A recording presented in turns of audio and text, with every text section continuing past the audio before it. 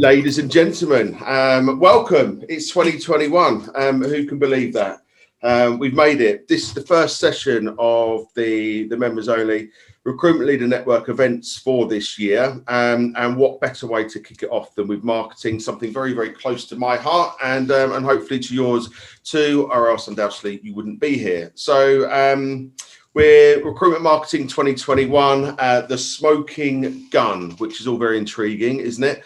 Well, thank you for that lovely image that you've now put up, Lisa, to completely distract me for what I was saying. That's awful. So as well as a new logo, I'll send you a new picture, shall I? Although, let's face it, that is a particular night. That's when we were at the AppSco ball there, weren't we? We were, and it was a very fun night. And anyone else who goes to the AppSco balls knows that missing last year, I was absolutely gutted because I get to wear a proper dress. As does Simon, you just can't tell. You just can't tell, no. But I see you photoshopped yourself and just left me as ordinary, yeah? All good stuff. Sorry, carry on. No, that's all right. Well, listen, let's not preamble any longer. These guys have got things to do, kids to help out, homework to... That's amazing into homework. I'll tell you what, I've never learned so much history. I don't know about you, Lisa. I don't know what your kids do, but history has now become my new favourite thing to do. Not maths, though. You can stick that.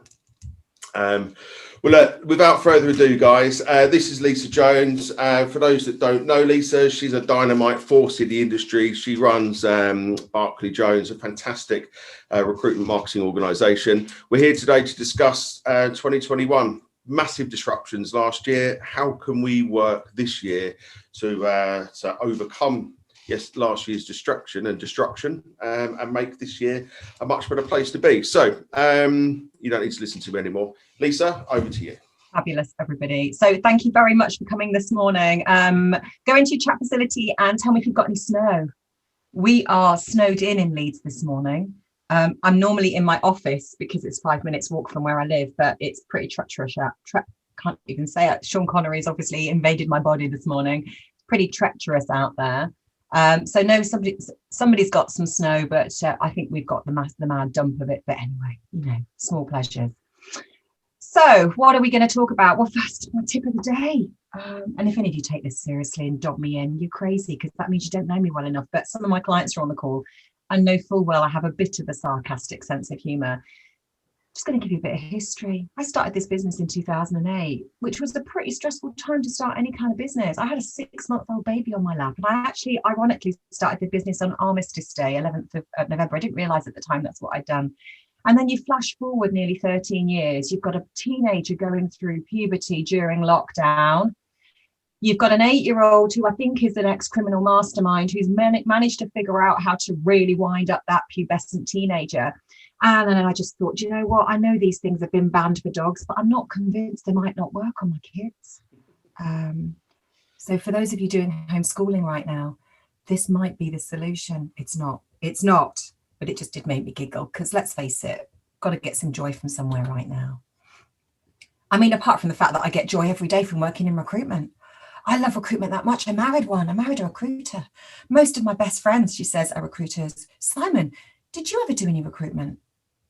I did 10 years of recruitment, Lisa. How odd. How odd. You can't escape. It's like a DNA problem. I was speaking to a lovely chap yesterday who has never been a recruiter in his life, and he owns a very successful recruitment business and feels that as a result of not recruiting ever, he's on a bit of a downside. I'm like, oh, bless your heart. But we do 3 things for recruiters. We train them to make more money with technology. We train and coach recruitment leaders and marketers to basically be more effective with their tech and marketing. And we create some common sense processes. And today, when I was speaking to Simon about this webinar before Christmas, I said, right, it's been a bit shit, isn't it, in 2020? But actually, it's given us some time to think about what we don't want anymore. And I don't think any of us want to go back to what we had. So I'm going to give you some advice, because clearly it's about do as I say, not as I do. But I do want you to remember that you are, bearing in mind you're all in recruitment, which obviously means we are all very special, but you are actually still mere mortals. And unfortunately, because you are a mere mortal, you're going to forget 90% of what I tell you today within a week. Any training that you're engaging on, you'll lose 90% of it within a week. So you need to write stuff down. I'm going to quiz you actually at the end of this, and we're going to send you an email afterwards asking you what you're going to do. but you will lose 90% of what I tell you. So write it down, and more importantly, make a note of what you're going to do with what I tell you. Don't waste time on this webinar today if you're not going to take action. This is not a jolly. We don't have time for that. I don't have time for that. Talking of time, think about the time of the average recruiter. Now, depends on the average salary level, fee levels of your recruiters right now, what you'd like them to be. But we figured out if we can save your recruiters an hour a day, they get 30 working days back a year. That's a flipping lot of time. You can either send them off on holiday to nowhere. You could let them sleep more. You could give them higher targets. You could go down to 4-day weeks. You have some choices. But you don't have a choice of just staying and doing the same crazy stuff that you did before COVID, because actually most of the people I work with weren't that happy with the way that their businesses were before COVID. And you have an opportunity to go, let's get lean, let's get sort of mean, and let's go back into 2021 and be more effective. And let's set some targets that are around productivity, effectiveness, being smart, using technology, not simply to store data, not simply to spam people and hope you don't get caught, but actually to make some money. And stop looking at how much technology and time costs. Think about how much time you'll save with that stuff so you can bill more. Yeah. I've written some goals down. I think sales and marketing, the machine that it should be connected, needs to deliver automated and smart lead generation campaigns. Yeah, we can't just do what we've always done and hope to God it's worked, because business has taken a hit, but it's also a time for us to look at stuff. Any of you that are homeschooling right now that may or may not be frustrated with your schools because they have not engaged with tech effectively, take a jolly good look at your own businesses as well, because I think we're all in the same boat, or in the same storm in different boats. But I do think businesses should come out of this a lot stronger. I've got some clients, not all, whose strongest pipeline and strongest profits have been made during COVID, because they went in with the right culture, the right tech and the right data and the right processes, and they flew through COVID, and no word of a lie, they've had their best months, and they're growing well, not just for the sake of it.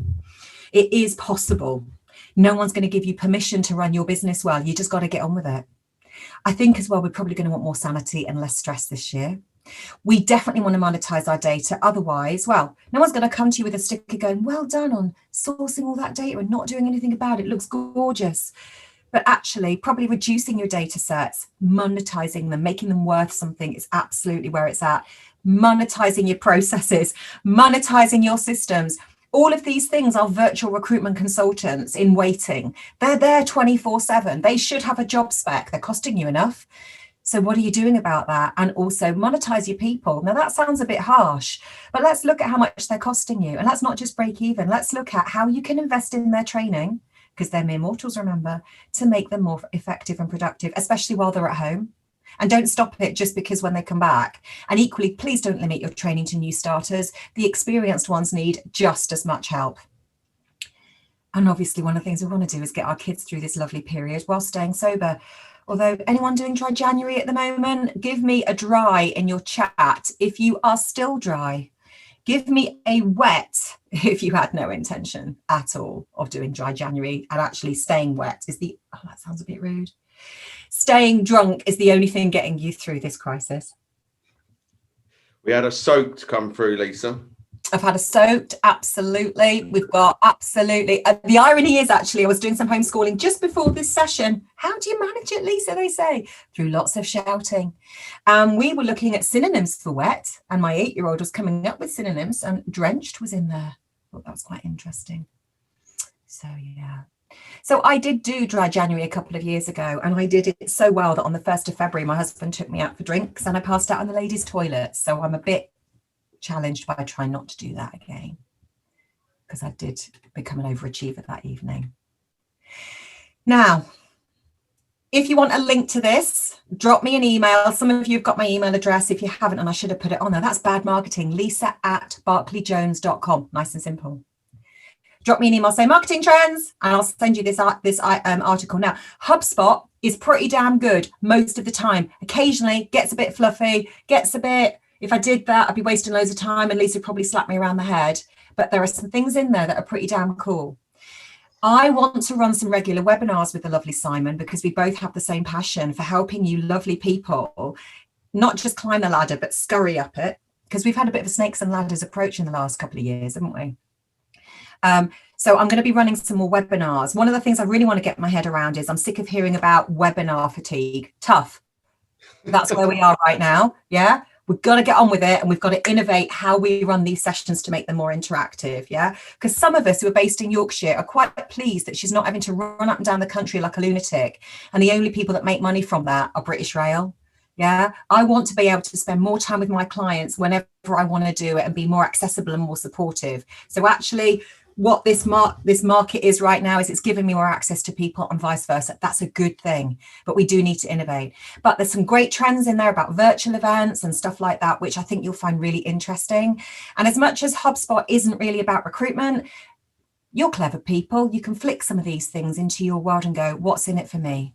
So a decent read. So pop in your chat, trends, and or send me an email at lisa@barclayjones.com, and I'll send this. And someone said, thanks, Captain. Too flipping right. Although I'm not going to dress up. Although, has anyone spotted where I am today? We've not done this, have we, Simon? We haven't. I'm actually concerned.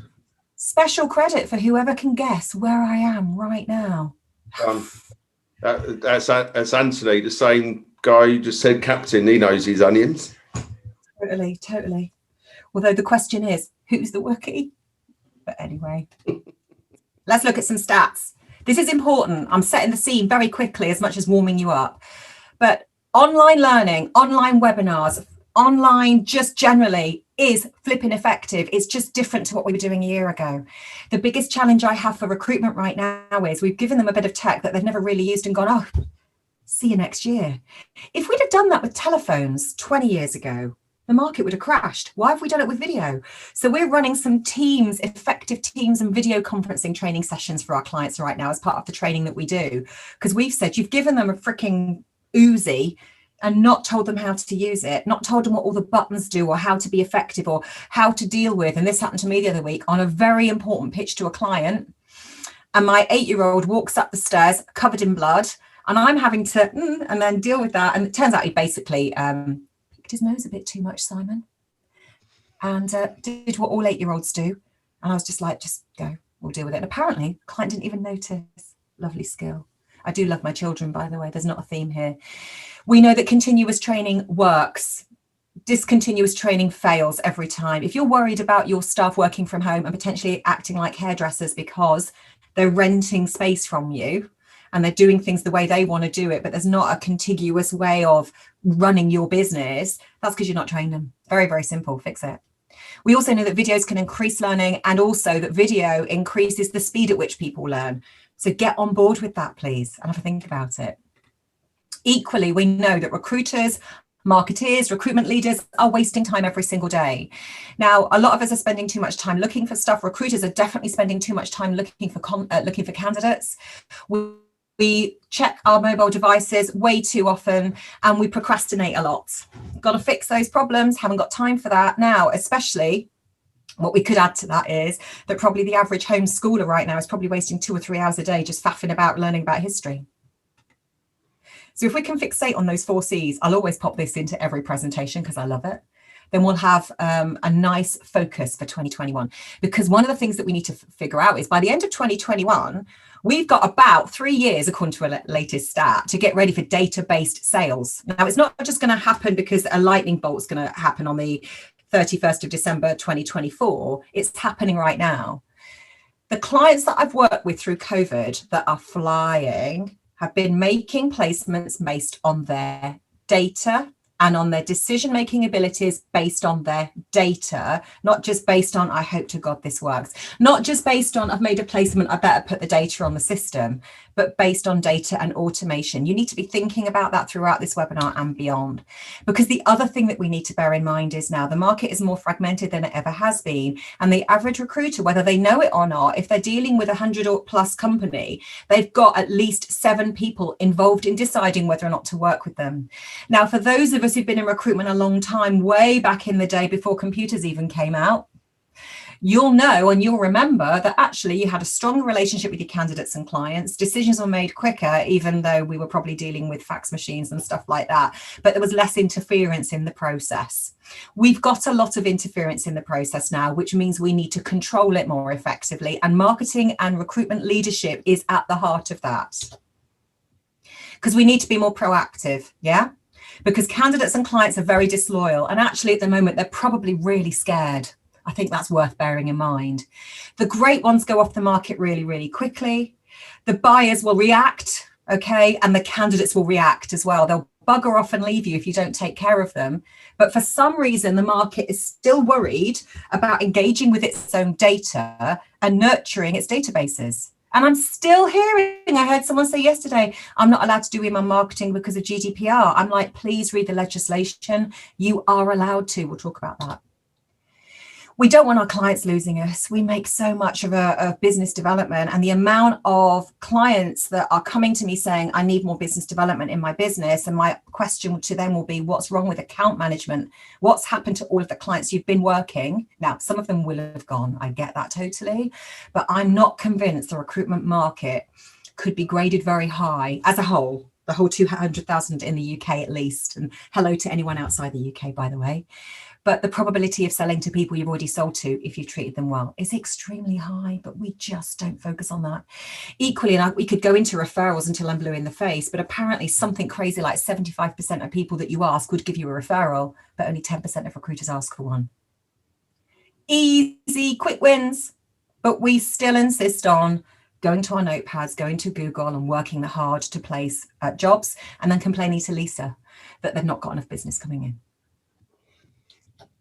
So we're going to look at 4 things today. We're going to look at quickly planning. Now, my trends for this year are recruitment leaders and recruitment marketers need to get better at planning. I'm not going to bore you with project management and stuff. I talk quick because I do stuff quick. Simon knows this, but I still plan. Yeah, I've got some hacks to help you plan super effectively and then deliver. Very important. I've got some hacks to help you plan and communicate with your businesses so they know what's coming and they'll grab it when it arrives, as opposed to change management. I'll just do the things the way that I always did. I want to help recruiters, marketers, sales leaders connect this year. So rather than sales doing something and marketing making things look gorgeous and pretty, which no one's got time for right now, it's bringing them together and saying sales is marketing, whether we like it or not. I want to help you monetize your databases. Yeah, I want to help you look at it and say, I could make money from this, and this is the process I'm going to go through. And then I want to hear what your action plan is. Now, you may have heard me talking about this before. I don't read that many business books, and I kind of feel I should apologize for that. But going back to Simon's, I bet you're sick of reading about history. A degree in history, so I'm probably your yellow cheese girl in Trivial Pursuit. I'm not a traditional businesswoman. I don't think I've got that skill set. I'm an arts graduate, and I stayed on a bit afterwards and did another degree in something about Vietnam. So I don't really have that background. So if you asked me to sit down and read a business book, I'd fidget, I'd get bored, it wouldn't work for me. But equally, I work with my husband. I've got a small team. I'm in change management. And for a few years during my reign as Barclay Jones, it was a bit stressful. And then one of my clients, and I crown him the King of England, said to me one day, Lise, you're going to have to read this. And I was like, he goes, here's the MP3 version. I've got 2 whippets. I'm going to go for a walk and listen. And overnight, everything changed. It gave me some structure, which I really appreciate. It told me to calm the hell down with all my ideas, you crazy woman. Get them listed and implement them. It taught me how to give more accountability to my team. Really important for some of you leaders on the call today. And it showed me how to structure my time and help my staff structure their time. And for those of you on the call that I've worked with in the past and or I've mentored your staff or trained your staff, you'll know that daily scrums for me are very important. But they're not something traditionally that we would do. But ironically, salespeople do it because they look at their targets every day. So I'm going to quickly talk to you about this. But I would say traction, it's really worth looking at. And a couple of you on the call have actually subscribed to this already. I think Joseph, I think when we started working together, I think you mentioned that as well. So I rarely get passionate about business books, but this one for me was a massive game changer. And you know what? It allowed me to stay married as well, which is always a good thing. So we're going to create some purpose this year for our marketing departments. We're also going to focus on the streams that are really flipping important, because by the way, there's far too many out there that we are spending money on that we are making no money from. And we're also going to look at accountabilities, because the one thing we need when working from home is an accountable workforce, as opposed to one that's just feeling a bit responsible. The purpose of a marketing function is to drive sales. End of.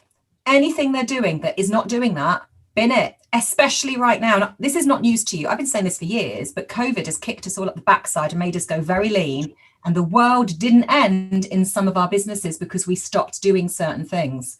Don't restart them when COVID stops. Change the way your business operates. Be more effective. There are 4 things that a marketeer really needs to focus on: content and data, as in the content of your website, the content of your LinkedIn profiles, and the content of your database.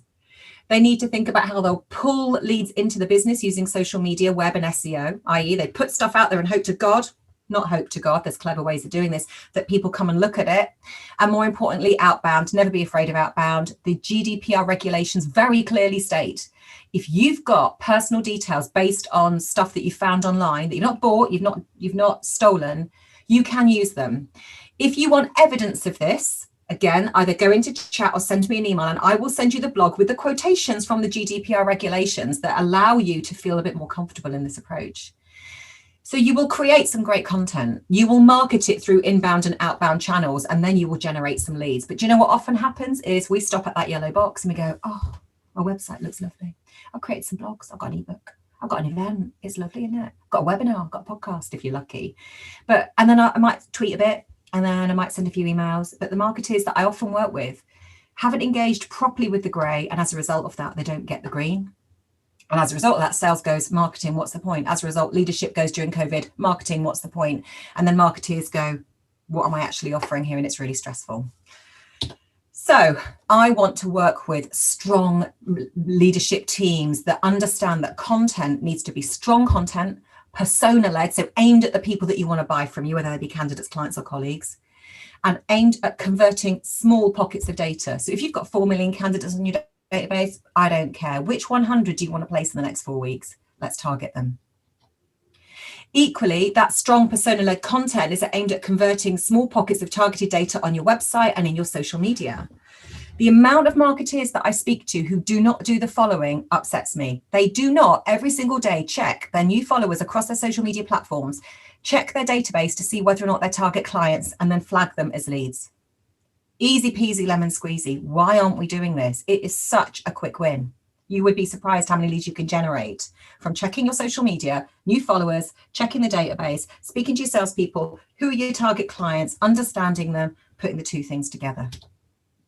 Equally, outbound. I've talked about GDPR being a bit of a myth, and actually, I'm not saying it was a storm in a teacup, although I would almost compare it to Y2K if you're old enough to remember what that means. I've yet to hear of a recruiter who's really been smashed to bits through GDPR, but I've heard of lots of recruiters who shut up shop and stopped talking to people. Crazy. Equally, MQLs, marketing qualified leads. Marketers often don't understand what a lead looks, smells, and feels like. They need educating. And as a result of that, they'll push forward anything that feels like a lead at sales, and sales goes, I can't do anything with that. That needs to change. We need to give sales the equipment and the data to convert. The next thing we need as marketing professionals and leaders is what I call it, well, what Traction calls an accountability chart. Here's one I made earlier. If you want a copy of this, drop me a message and I'll send it to you. Very simply, it is this. There will be someone in your business who's a visionary. Their job is to come up with crazy ideas, but one of them will be amazing. Their job is to problem solve, focus on the culture, the big picture. Then you'll have someone who's an integrator, someone whose job it is to get stuff done. My husband and business partner is the visionary. For years, we didn't figure that out. So we used to clash all the time over everything because he's had crazy ideas with no intention at all of doing anything about it. And I'd be like, no, I'm stressed because I can't get all of this done. And as soon as we got this sorted, it worked out. Now, they can be on the same level. It's just that I'm working on an A4 sheet here. Then you've got the accountability swim lanes, email marketing, content, social media, website, etc. And within those are boxes of things that actually need to be done to make sure those streams do actually work. For example, it's not just your job if you manage email marketing to send an email. Your job is to grow the list. to grow the subscribers, to think about who else can market that email marketing campaign for you, not just to press send. When it comes to content, you need to be generating leads, not just creating content. When you're managing your social media, you need to be actively increasing the right types of followers as well as lead generation. You also need to be a subject matter expert throughout all of this. So an accountability chart, it's a quick win to begin with because it makes it very clear what your marketing function needs to actually do. And then we need to be thinking about rocks, because rocks are things that will help you plan your 90-day progress. So what Traction helps us do is focus in on a list of ideas and issues that you are suffering or that you want to implement, and then saying, I'm going to create a 90-day plan to get these delivered, because you can't do everything within the next 90 days. So at the moment, for example, my 90-day plan, so by the end of my business plan starts at the beginning of December. So by the end of February, I will have created more marketing training on my Recruitment Hit training system, which I'll send you a little link to. We will have delivered about 30 Herefish implementations, because we're now dealing with Herefish and Bullhorn clients, which we are flipping excited with. I will have hired another trainer into my business, and I will have sorted out my pipeline, because it's a bit ragged, as it is probably for all of you right now. It's a bit reactive. So it's thinking about the issues and ideas that you've got in your business and turning them into 90-day plans, and everything else can just sit there and wait. Otherwise, we just are crazy people trying to reboot our businesses. Here's some examples of some of the things that you might actually want to do from a rock perspective. Yeah. Now you can see at the bottom just the grid that I've created. This is something that I did for a client when I did a bit of a discovery for them, that we've said actually internal recruitment, they're not worried about that right now. So that's rock number 2. But rock number 1, for example, absolutely has to be sorting out the job adverts, because they're getting some crappy candidates applying because there's so many on the market. Things like that. It's really thinking long term and saying, what do I need to fix in the next 90 days? The other thing you need to be thinking about as well is planning. Now, whether this is a marketing piece or just generally how you run your business, this is my interpretation of what EOS or Traction tells us. Weekly level 10 meetings. They're called level 10 because it's getting 10 out of 10 in order to justify your time, because most meetings are a bit of a waste of time. In those meetings, you'll talk about the rock progress. How are we getting on? Are we on track? Are we off track? It's literally a 5-minute conversation. Then we'll talk about successes, personal, very important, especially while working from home, and professional. What have we achieved this week? And each person talks. This is really important for marketing. The amount of marketers that I work with where their leaders don't know what the hell they're doing, and it can go very badly wrong as a result. What have we planned for next week, and how have we structured our time to deliver it? And have we structured enough time in our day every day to deal with any crises that happen, because that can really knock us off our perches. When you are a non-fee earner, your time is your currency and you need to spend it well. And I would suggest get it signed off by a leader before you embark on it. Otherwise, you're just wasting money and time. And you will go through your issues list, which is Traction. Issues are anything that might be going wrong or that you're peed off with. Write it down somewhere and then leave it until it becomes a rock. Any ideas, anything that's changed on your platforms that you might need to fix over the next 90 days. You can either fix a couple of them there and then in that level 10 meeting, or just leave them until the next one. I also say daily scrums, whether you're in IT, marketing, etc. Every morning, what did I achieve yesterday? What am I going to do today? And is anything going to get in the way of that? Sometimes we have to say things out loud for them to happen. We're all different. There's 4 different learning styles within the universe, and some of us need to speak in order for our brains to hear us. So think about planning, think about comms, think about how marketing can be more effective this year. You get that planning bit cracked, everything else follows really nice and neat. Let's talk about sales and marketing being connected. We've talked about my personal simple model. Create content that will drive the content of your database. Use inbound to pull people in, but don't just assume, this isn't Field of Dreams, people. If you build it, they will come. It doesn't work like that. You need to be extremely fixated on grabbing them by the cojones, a bit of a Star Wars tractor beam, actually that's Star Trek, but you also need to send outbound. You need to be fixated on that. And that's where systems like Herefish and other recruitment automation systems are going to absolutely nail the market this year. I'm personally really excited about it. I've seen some fantastic case studies. Just going to check my chat quickly and see if anyone's asking that. Yeah, great, lovely, thank you, people. Right, so we need effective people driving sales, and not just salespeople, but marketing as well.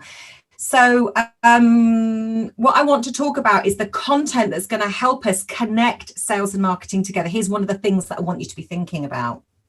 Because if we're going to improve our content of our database to help sales, we need to improve the content of our brand. She said that word, Simon. She normally hates it. She normally shrivels up. So some myths to think about.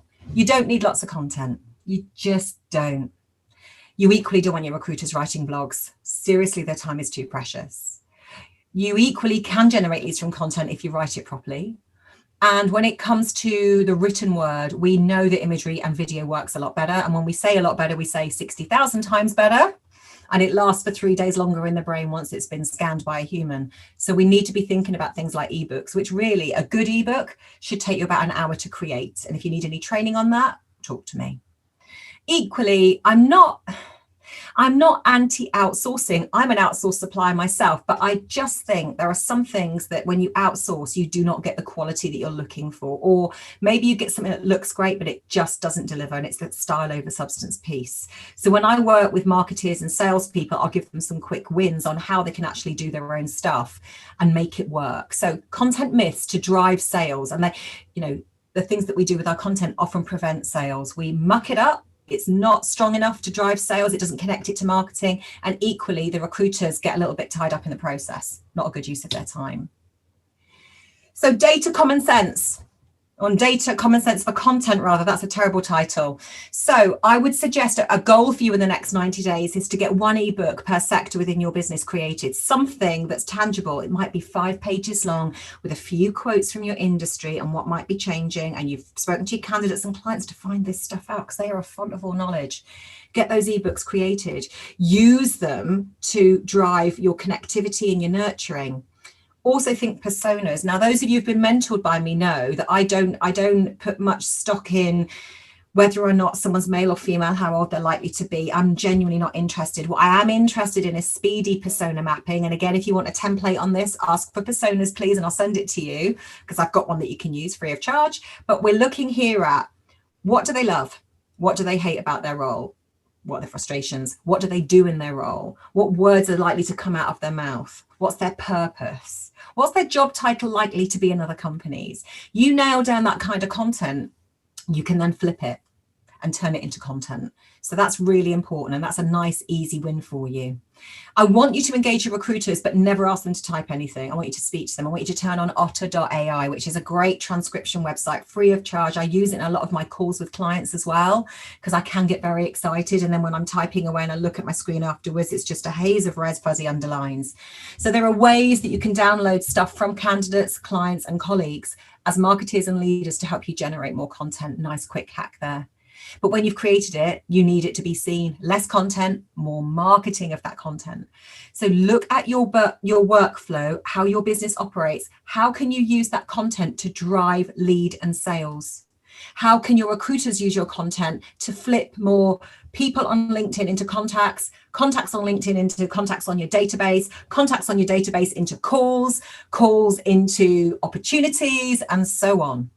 Think about that content driving the conversation, okay, as opposed to just putting it on your blog and hoping to God someone sees it. Why is it recruiters only connect with candidates when they've got a job for them? Why shouldn't they be looking for the next 3 months and saying, at the end of 90 days, I need another 100 quantity surveyors. I'll quickly do that in the next 2 days. And here's a blog I've either found online or my marketers have very quickly written for me about 10 things that every quantity surveyor needs to do differently in 2021. It'll be there. It'll be somewhere out there, or 2 great podcasts that are a really good listen for when you're running as a quantity surveyor, something like that. But get the recruiters to tell you. So I did a blog for a client the other day, because we do content for our clients if they're really stuck, or I'll train their marketers to do it for them. And we literally got these 2 recruiters in Dallas on Teams. I put on otter.ai and they're in telecoms. And I just asked them 2 questions. How is the telecoms recruitment scene going to change in 2021? So there's a new bit of kit on the market called Open RAN. It's a bit exciting. I've become an expert, Simon, as well as history, obviously. And basically, I just recorded what they said. And ironically, they pretty much wrote the blog just with their mouths. It was lovely. And then the other question that I asked them was, what are the hot jobs going to be in that sector this year? And that's the next blog that we're going to write. And it's all there. I've just copy paste, added a bit of structure, added a bit of formatting. They were awesome. Absolutely awesome. And then ghosted it on behalf of that recruiter. They own it. They're going to use it to convert more candidates and clients. Equally using social media to drive that message, to connect sales to marketing. But very importantly, again, checking your social media every morning or every evening. Who are your new followers? Tracking them onto your CRM system and looking to see whether or not we've done any business with them or we need to do business with them, and converting those people. Their noses are pressed up against the glass and we are shoving them out of the way and making cold calls. So that's something else to think about as well.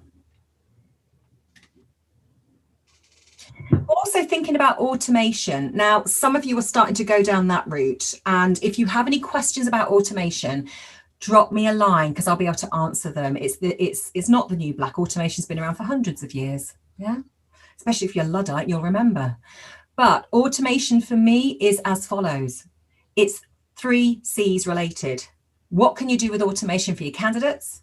What can you do for your clients? And what can you do with your colleagues? So could you speed up their day with automation? Could you clean up their data with automation? Could you get candidates booking your diary with automation?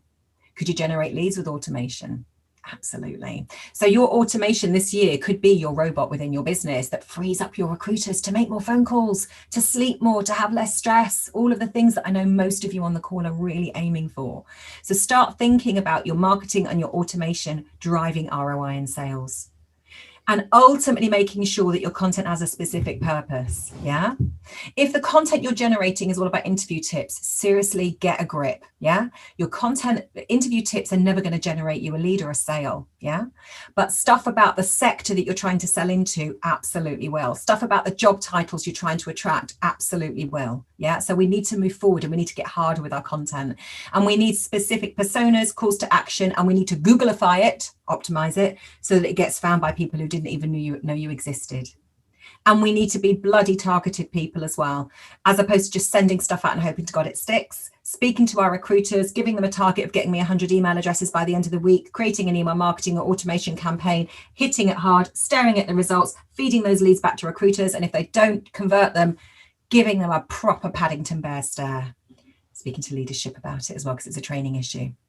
But marketing's job is to get data surfaced from an MQL or a marketing qualified lead perspective, because you've got too much data to shake a stick at. But marketing's job is to shake it and all of the really important stuff comes to the top. That's what they're there for. Right then, let's talk about monetizing your database, because for me, if a lot of you had have done this prior to COVID, I think maybe your businesses may have been in a different better shape, if that's the right language to use. And that's not a bollocking, by the way, that's just me looking at it. Even I suffer the same stuff. I was doing stuff before COVID that on reflection I wanted to do, not needed to do. So that's something to think about. So let's talk about monetizing our databases. Now, some of you may have seen this, what I call the dig up stupid model before. So the idea is you've got a pile of data, a big mountain of data, and often we're really fixated on getting more. We spend a lot of money getting more. I spoke to one recruiter yesterday with 30 staff who spends 55,000 euros on LinkedIn Recruiter, but they don't use their bullhorn system. Got 76,000 candidates on their bullhorn system, but they don't source from it. But they're spending £55,000 or euros, sorry, compensating for maybe a lack of planning, a lack of data monetization. Now, I'm not suggesting LinkedIn is bad. It's not. It's a great bit of kit, but it should be there for pooling new markets, marketing your data, all that lovely stuff, but finding new stuff when 72% of candidates placed in 2019, you already had them before you sourced them, and it took you time and cost you money before you sourced them elsewhere. Not a great case study. Yes, client, give me a vacancy. I'll spend 6 weeks looking for stuff that I've already got, that I've not done anything with. And in the meantime, yeah, you speak to as many other recruiters as you've got time to do, because I'm going to take a bit of time over this. We should be searching for candidates on our system while we're taking the brief. CV should be with them by the end of the day. Done deal. So we're too fixated. FOMO is creating a massive problem in the industry because we're worried that we've not got perfect candidates. I'm interested in the green and the yellow. The green is where sales and recruiters need to focus. Their existing data might be 6 months old, a year. Who have you invoiced? Who have you placed? We talked about referrals earlier, didn't we? Everyone's happy to make a referral, but we're just not asking for it. Have you got any more jobs? I've got a great blog for you. Read all of this stuff. get them to engage with you on a regular basis, whether they've got jobs or they've got a need to work with you or not, you'll flip them a lot easier. Remember, it's easier to flip an existing client than to win a brand new one, but somehow we love the chase. Marketeers need to be focused on that yellow line. Nobody needs to focus on the grey, leave it alone. But think about what marketeers are doing to push those MQLs up, yeah? And stay within that middle. That's where all the gold is. The grey, don't spend loads of time cleaning it up. No one cares. I spoke to a client a few weeks back, six recruiters in their business. They're in the process of cleaning up all their data. And I just said, I give you permission to not do that. Just clean up 100 candidates and 50 contacts and work it. Pick the phone up. Act like a one-man band, one-woman band. Don't spend all of your time doing admin and not making any money. Be lean, be effective. That data will drop off the system eventually. And you might even hit it with an automation product to do a bit of cleaning or doing a bit of binning. But don't fixate on cleaning up your entire database. No one's going to give you a badge for that.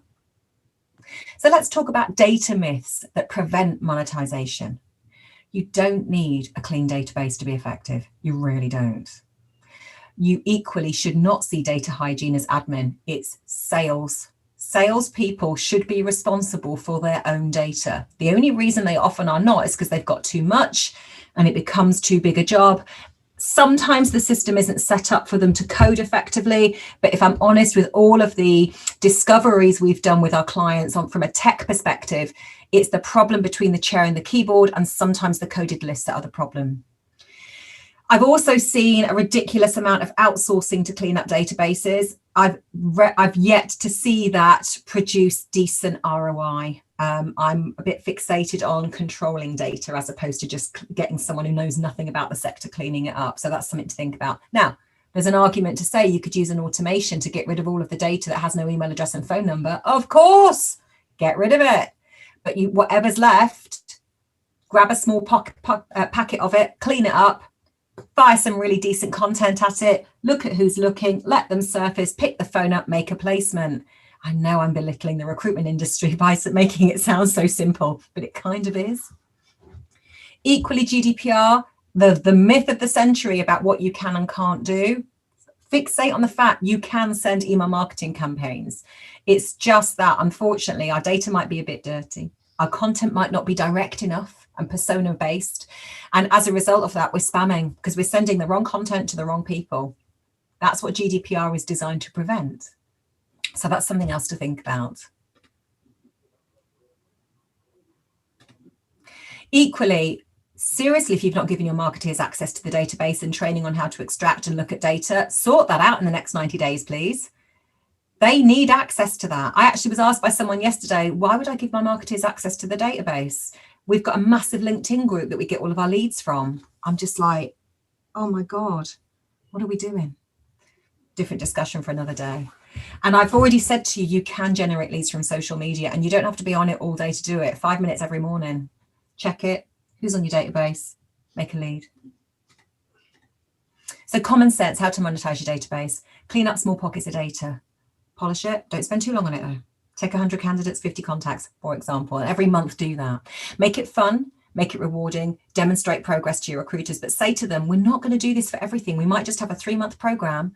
And then once you clean it up, give it to marketing, they'll wake it up. Clean it up, marketing will wake it up. Eventually, some of that data will drop off, but focus on the stuff that you know you could sell to if you had the time.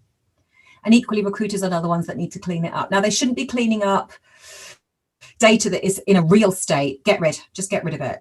But target them and reward them on their data hygiene levels. And then use automation to clean up some of your data, and definitely use automation, whether it's a recruitment automation tool or something like MailChimp, email marketing campaign managers, things like that, that will do some of the work for you.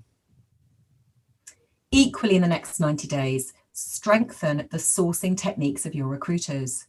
Give them confidence in their data. That's often why they don't search their own databases, because they look and they go, what a mess. They think that LinkedIn is better. LinkedIn is dirtier than your system, because LinkedIn is full of aspirational candidates that think they're great, whereas your database, if you've coded it right, is factual about how sellable those people are and what those jobs really contain from a life chances perspective. So you build a stronger recruitment army capable of using technology and data more effectively. That's how you monetize your systems and data. It's also how you reduce reliance and spend on external, very dirty systems, and also time consuming. We worked with a 70-person recruiter 3 years ago. We figured out they were spending £1 million a year on salaries using the free version of LinkedIn and still not hitting target. Seriously, that's only 70 staff. If you've only got 10 staff in your business, you divide that whole thing by 7. What's 1 million divided by 7? 1 million something, 100,000 something. So even you lovely, cute micro boutique recruiters are blowing money by using external systems potentially to do all of your sourcing. Think about targeted campaigns. And think about, as I've said, a nice quick win for you, checking social media daily for leads, not weekly. Leads die within 24 hours of actually landing. Think about that. Right then, anyone got any questions? People have been dropping things via chat. But has anyone got any questions? Hold on. Question for the end. How do you justify campaigns to yesterday's data as an MQL? I can already hear people saying that they would have come back anyway. I get a bit sick of this when I work with marketeers, not that question, by the way, and we are sending out email marketing campaigns, and the candidates and clients click on those campaigns, and we can see, for example, in MailChimp that might have a 4 or 5 star ranking, which means they're engaged. And then we'll say to the salespeople, these people are clicking, and they go, well, I was talking to them anyway. I'm just like tumbleweeds. So I think the key to all of this is if all that your recruiters are doing is giving you lists of people they're already talking to, you've missed a trick there. We probably need to, again, think about that green and that yellow. I'll come back to it in a second. You ideally need to be hitting the stuff that they haven't got time to nurture.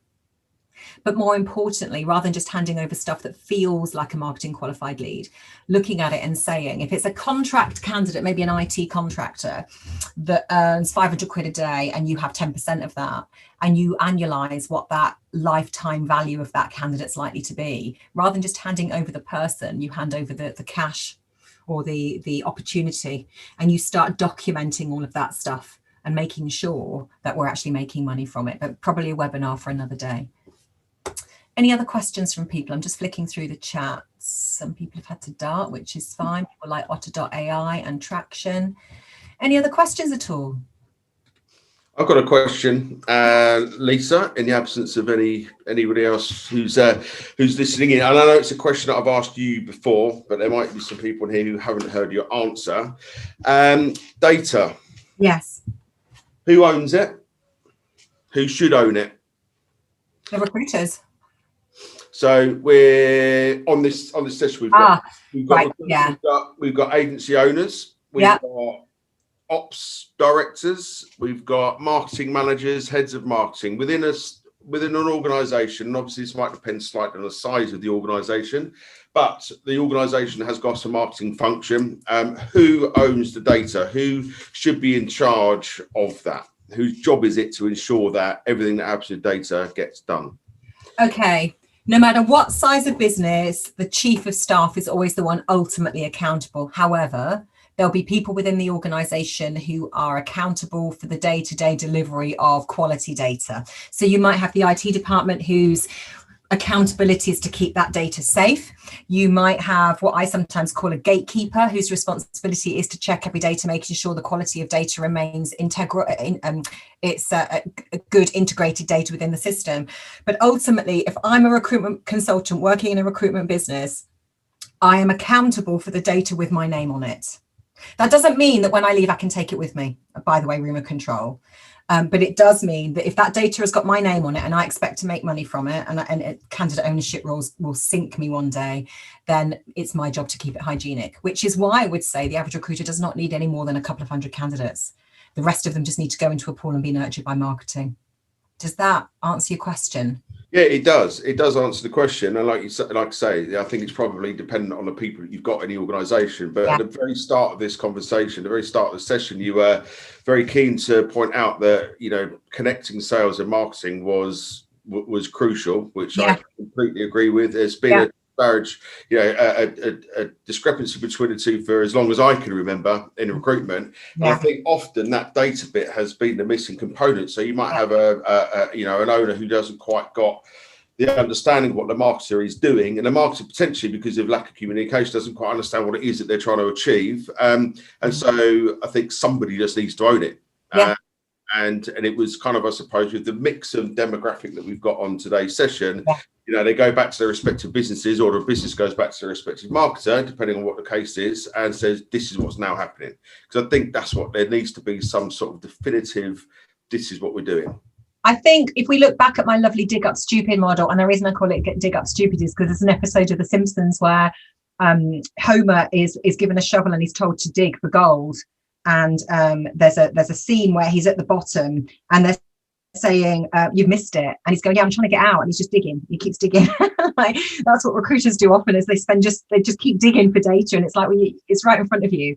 I would say once you segment the data into the green, as in, I own this data, I placed it 6 months ago, my job is to keep it retained, because it's easier to retain clients than to win new ones. And then the next level down, which is anything where there might be a rule or not around what marketing can do, then immediately you've got some ownership there, as opposed to someone owning the entire database, which invariably often tends to be ops or admin, which again, in my humble opinion, is not appropriate. Data, in the most instance, is a sales asset, should be treated as a sales asset and managed like a sales asset. However, there will be pockets of data which is not being sold to and is not being nurtured, and marketing have to take control of that bit, and everything else can just go jump. Does that help? Yeah, absolutely. But we've got 2 questions. One from Grace, which we'll come on to in a minute, and the other one from Greg. You mentioned Herefish. What are your favoured automations through that tool? Potentially? Oh, Greg, you've got a great question. And I tell you what I'm going to do. I'm going to send you, let me drop a note, because I'm running some Herefish webinars. We've got 4 starting on, we're doing like a weekly webinar with Ben Carter, and apparently I'm the female version of him. If you've ever met him, I don't have that level of facial hair or that build, but anyway. But we are doing 4 webinars called Candidate, Client, Colleague, and Call, 4 C's, between something like the 10th of February and the 10th of March. So I'm still discovering new automations every day. However, one of my favorite ones, if this helps you, and it doesn't have to be Herefish, it can be another one, is this. I'm a recruitment consultant, and I receive, and I'm regularly looking at my Bullhorn system, because Herefish is a Bullhorn system. Sorry guys, if you don't have Bullhorn, there are other automation systems available, or are there? And I'm regularly ticking the candidates that I've screened that are good. They're good enough for me. I know they are, and I'm ticking them. And Herefish goes, thanks for that. And Herefish will regularly push content at them, and those people, said people, will either engage or not engage. And then Bullhorn knows through Herefish that those candidates are engaging and they're looking at certain things, and depending on what they look at, they get certain scores. And I can look at my tear sheets on Bullhorn and go, that list of candidates that I really want to get into bed with, but I don't have time to ring them all, and actually I'm making my bed for the future. They will start to increase their rankings on the system. So I can cherry pick the ones, and same with clients, by the way, cherry pick the ones I want to speak to. But the automation in there that works extremely well is that at some stage within the automation, those candidates will also receive a Calendly link to my diary. Now, because I've qualified those candidates as being good enough to take up my time, the ones that book my diary are sure things. And that for me is not just an automation, it's a beautiful workflow. So what you could end up with is a team of recruiters who come in every morning and just check the diary. Go, they're my calls. Whack the Teams button, get on the phone, do some conversions, send out the CVs, because they've forward mapped or process mapped out what they want to place in the next 3 to 6 months. And that can be a very cool automation. Does that help, Greg? I'm sure it helps, Greg. And then marketers are heroes, right? Absolutely. That's why you get sales and marketing together, is through technology. And then Grace is saying, to convert the social media follower into a contact lead, what do you recommend is the best approach to build a relationship and speak to them? It's a bit like dating. Not that I'm very experienced in that, I'm afraid. So don't ask me for advice in that area. Simon's your guy. But what I would say is that if you spot someone looking at you on LinkedIn or following you on LinkedIn, then obviously the place to convert them is in that space. And rather than just going, oh, I saw you looking at me, click. It's like, I notice you're a quantity surveyor. We've got this great blog on X. Love to connect with you in the meantime as well. I'm always really keen to connect to the best quantity surveyors. Leave it. Once they've connected, then go to step 2, step 3, get them on your system, start email marketing to them. And then eventually, like we've said with automations, whether it's Herefish or MailChimp or .mail or whatever, it's the same process really. It's just those other 2 are a bit more manual. That's how I would take someone from social media who's looking at you right now and eventually get them on your system. But what I would say is this: a lead doesn't need to know they're a lead for you to think they're a lead. Yeah. A lead for me are all of you lovely people. Whether you know it or not, you may already be on my Salesforce system. And as a result of that, I've got your card marked. God, don't be scared. But a good salesperson will know who they want to sell to, will already have them in their sights on their system, and will understand exactly when they're going to target them. That's what sales is. It's not waiting for the phone to ring. So a lead is someone that fits the persona that you would like to send an invoice to, or someone whose CV you'd like to send out. And once you know who that is and you've written that down, that's a lead. So a lead for me is a recruiter of a certain size in an English speaking country, or who can speak English extremely well, that wants to grow their business, needs their recruiters to become more effective, wants their tech to be more sales led, and wants their marketers to be more sales led. That's a lead for me, as long as they fit that criteria. So I hope that helps. I think that word persona has come up a lot, Lisa, and it you know, to many people here, it might be something new for many people. Others, you know, it's something they've been using for a while. But if there's one one key takeaway for me on this, at least, it would be to go back to the business and understand and qualify amongst everybody, what is it that qualifies that good lead? Because you mentioned it earlier in your topic, didn't you? In your session. One person's lead isn't another person's. So you keep sending this stuff, and what happens in the sales process, I've been involved in that myself. Your marketing team comes, I've got this lead for you, and your sales team goes, that's not a lead. And then what happens is 5 of those, well, that's not a lead. And the next time they come on the sick time, it's just not even worth going there because they're just completely disengaged. So understanding what that persona is and what qualifies a quality lead will help their marketing process understand exactly what they should be looking for, and subsequently build that rapport we're talking about. Look at your placed candidates, look at your invoiced clients, and wrap back. They would have been a lead at some stage. What did they look and smell and feel like? And then once you know that, how would you attract them in the first place? That's the key. A bit like today. A bit like today, indeed. Well, look, with a bit like today in mind, it's now been exactly 1 hour since we kicked this off. So I think as timing goes, Lisa, I've never known you to be on time, but I think you've done a bloody good job today. Before we let people go, aside from where they can find you, and I think you've made that reasonably clear, what would you say would be the top 3 things that everybody on this session should go away and do right now? Think about, within the next 90 days, if you and I had a coffee in 90 days, what you needed to have fixed to get your pipeline, your staff, your data sorted. That's the first thing you need to do, is that 90-day plan. The next thing you need to do is have a word with yourself about your processes, your system, and your data. What do you need to do with those things to make them monetized? And third thing, because they're quite big things in themselves, aren't they? 3 things. Expect more from your recruiters and your salespeople and your marketeers. And when I say expect more, don't just give them more work to do. We have to become smarter at how we do stuff. And it might be as a result of that, we need to create time in our day. And without a TARDIS or a time machine, the only way you can generate time in your day is by becoming more effective. And often at the moment, the only thing that's going to help you with that is technology. So you need to be looking at that, maybe binning some of the stuff you've got and reinvesting, who knows. But drop me a line if you need to talk about it. Perfect. So for those here, lisa@barclayjones.com is your email, and that is correct. And if they're, we're still on Twitter, despite Clubhouse. I'll talk to you about that later, Lisa. Being a thing, we're still on Twitter, we're still on LinkedIn. What's the Barclay Jones, or indeed your personal Twitter handle, Lisa? It's just Lisa Marie Jones, nice and simple. Whoops, I've managed to kill off everything there. It's Lisa Marie Jones, all one word. And there's your beautiful husband. Absolutely. Right, Lisa, on behalf of everybody, thank you so much. As always, incredibly informative, beautifully delivered. And from space as well, from space. There's no COVID in Star Wars. Well, I decided because there's no Trump in Star Wars that I might as well just be there. It's easier. All right, listen, everybody, thank you so much for tuning in. I hope you enjoyed it. I'm Simon Lewis. You can get me at simon@membersonlyuk.com. Alternatively, check me out on LinkedIn if you need anything from today's session, or indeed anything to do with recruitment, leadership, recruitment marketing, I'm here. Give me a shout. Have a fantastic day. Hope the week pans out for you well.